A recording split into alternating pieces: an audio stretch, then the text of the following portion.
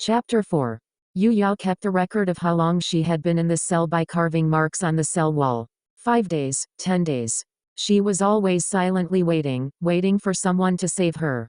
Meanwhile, over this period, Tian Shao thought that he completely understood her now.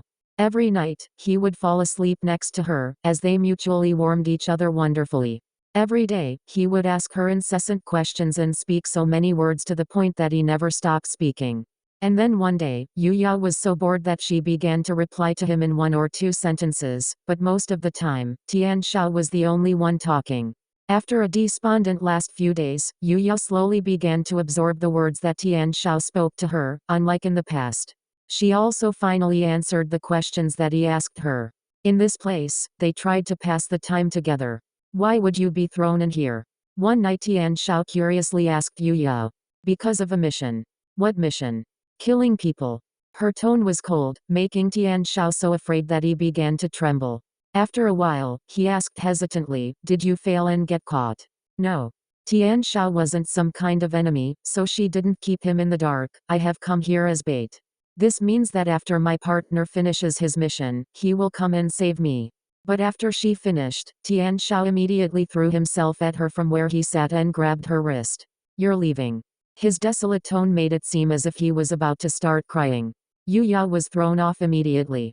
She didn't get the chance to start speaking again when the steel fence above them suddenly produced a soft banging sound. The two of them looked up, and they saw that the prison had been opened from the outside. Yu Yao, it's time to leave. The man outside was indifferent. She didn't think that they would come so quickly or so coincidentally. Her eyes flickered from place to place, and then she looked at Tian Shao, who had already gone dumb from everything going on.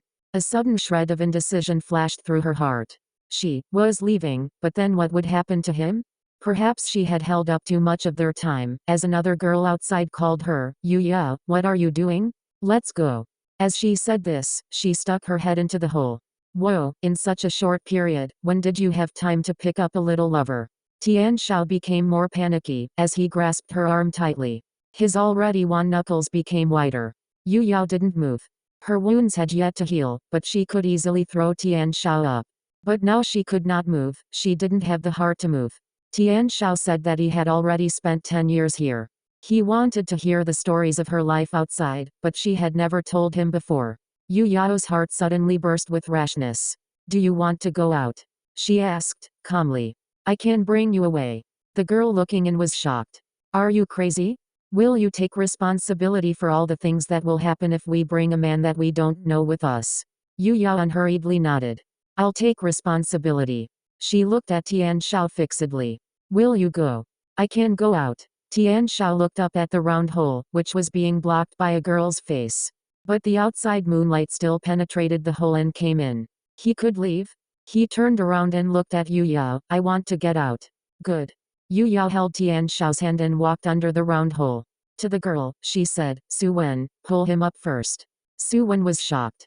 You weren't kidding. She looked back out. Qingju, what do you think we should do? The person from outside was silent for a moment, but the man named Qingju still crisply said, listen to her. He was pulled out of the hole, into the outside world. As he stood on the earth, Tian Shao looked up at the moon, his expression a little dazed. Yu Yao and the 3 other people organized their belongings and prepared to leave, but she turned around and saw Tian Shao staring at the full moon. His pale white face was now a bit flushed. Yu Yao frowned. What is it? Tian Shao turned around and his pitch-black eyes revealed a brilliant light that Yu Yao had never seen before. He foolishly smiled, as if he was a child who had received the sweetest candy. Yu Yao, the moon is so close. Yu Yao was startled, and her heart randomly clenched, as she murmured, yes. End of chapter 4.